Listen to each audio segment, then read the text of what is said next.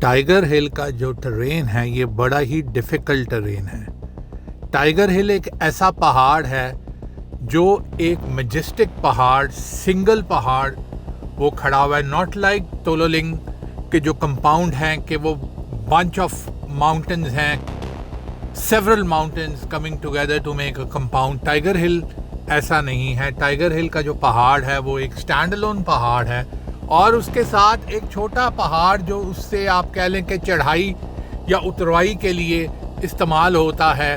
अगर तो आपने रोप्स के साथ और दूसरी चीज़ों के साथ आपने नहीं चढ़ना तो जो ट्रैक है वो राइनो हॉर्न हिल से जाता है, जिसको भारत के अंदर इन्होंने डिफरेंट नाम दिए हुए थे। हेलमेट, इंडियन गेट, ये सारी जो पोस्टें हैं, ये सारी जो पोजीशंस हैं, ये राइनो हॉर्न हिल जो टाइगर हिल के साथ मिल रही है, ये उसके ऊपर ये पोजीशंस हैं, टाइगर हिल के ऊपर नहीं है। टाइगर हिल के ऊपर कोई घास, कोई दरख्त, कोई चीज़ नहीं उगती।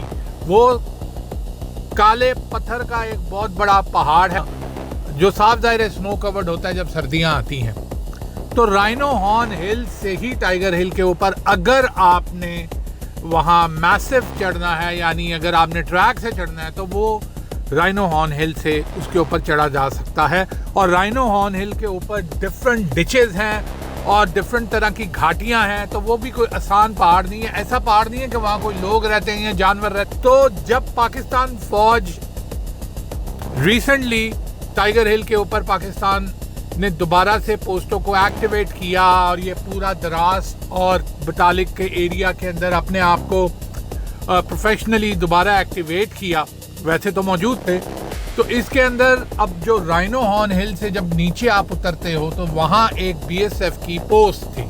ये बहुत पुरानी पोस्ट है, ये गूगल मैप के ऊपर भी काफ़ी साल अपेयर होती रही। अभी रिसेंटली ये उसके ऊपर लिखा हुआ आता है क्लोज या कुछ इस तरह का, मुझे किसी ने बताया, किसी हमारे जो सारियास के फ़ैन हैं उन्होंने, मैंने इसको डबल क्रॉस चेक नहीं किया, लेकिन ये पोस्ट वहाँ बहुत देर से थी, ये पहले भी थी, लेकिन जब कारगिल वॉर हुई तो ये लोग पीछे भाग गए और उसके बाद फिर ये नीचे है फुट हिल से। आप कह लो 4-5 हज़ार मीटर का जो पहाड़ है, यानी 17,000-16,000 फुट के जो पहाड़ हैं, उनसे जब आप नीचे उतर आते हो फुट हिल के ऊपर, जहाँ से पहाड़ ऊपर उठ रहा होता है उसको फुट हिल कहते हैं। तो ये वहाँ इनकी नीचे वैली के अंदर पोस्ट थी। जब अमार को लेने गोश्त यूनिट उसका जाता है तो उनके दरमियान में और अमार की जो एक्सपेक्टेड 3-4 पोजीशंस थी जो लोकल शेपर्ड्स ने बताई थी कि यहाँ हमने बरियल, हमारे बड़ों ने, तो जब वहाँ फिरते हैं तो उन्होंने वो लोकल शेपर्ड्स ने वो पॉइंट्स को नॉमिनेट किया हुआ था और उन पर छोटी छोटी निशानियाँ लगाई हुई थी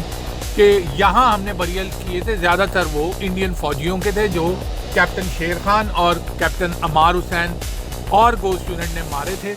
उनमें से किसी एक के अंदर उन्होंने कहा था कि हमने पाकिस्तानी एक ऑफिसर था जिसको हमने बरी किया था 30-35 इंडियन सोल्जर्स के साथ जिनको उसने मारा था। तो अब उसको लोकेशन वो 3-4 थी, दरमियान में बीएसएफ की पोस्ट थी। अब अमार तक पहुंचने के लिए जरूरी था कि बीएसएफ की पोस्ट को टोटली डिस्ट्रॉय किया जाए, क्योंकि ये एक दिन का, 1 घंटे का ऑपरेशन नहीं था। इसमें कितने दिन लगने थे? आपने खुदाई करनी है, चेक करना है, फिर आपने खुदाई करनी है, आप बहुत तरीके से करनी होती है। ये भी नहीं कि आप खुदाई कोई क्रेन श्रेन तो लेके जा नहीं सकते, आपने डिगिंग बड़े एहतियात से करनी होती है। तो फिर ये फैसला किया गया कि 3,000 के 3,000 अगर बीएसएफ के फौजी मारने पड़े तो मार देंगे।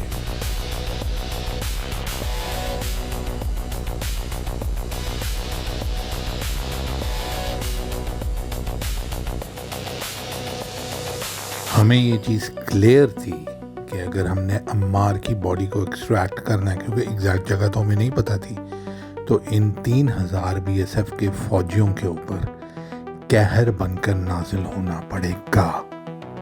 कहर बनकर नाजिल हुए।